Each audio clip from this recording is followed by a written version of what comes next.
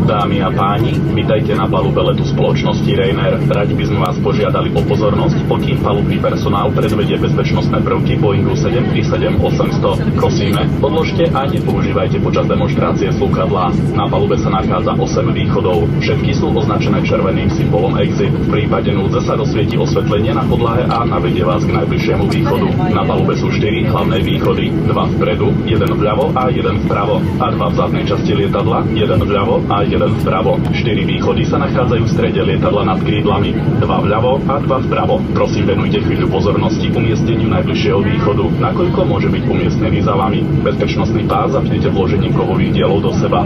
Dotiahnite ho zatiahnutím horného konca pásu. Pás otvoríte nadvihnutím kovovej spony. V prípade náhleho poklesu tlaku v kabíne kyslíková maska automaticky vypadne z panelu nad hlavou.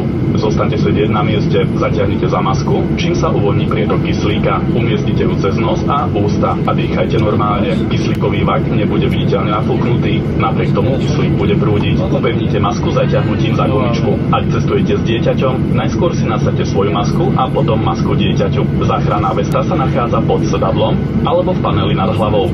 V prípade pristátia na vode vyberte záchrannú vestu z plastového obalu a prevlečte si ju cez hlavu. Umiestnite pás okolo drieku a zapnite sponu. Dotiahnite pás zatiahnutím voľného konca pásu tak, ako to práve demonštrujú členovia posádky. Vestu nafúknete zatiahnutím za červenú uchytku. Na veste sa nachádza trubica na prípadné dofúknutie alebo vyfúknutie záchrannej vesty, ako aj svetlo na upútanie pozornosti. Nenafúknite vestu vo vnútri lietadla, spôsobilo by to blokovanie východu. Dodatočné bezpečnostné pokyny nájdete na karte, ktorá sa nachádza na sedadle pred vami. V mene kapitána vás prosíme, aby ste si ich pred odletom pozorne prečítali. Uistite sa, že máte bezpečnostné pásy zapnuté, stoliky sú zložené v zvislej polohe, popierky na mieste a okenné clony vytiahnuté.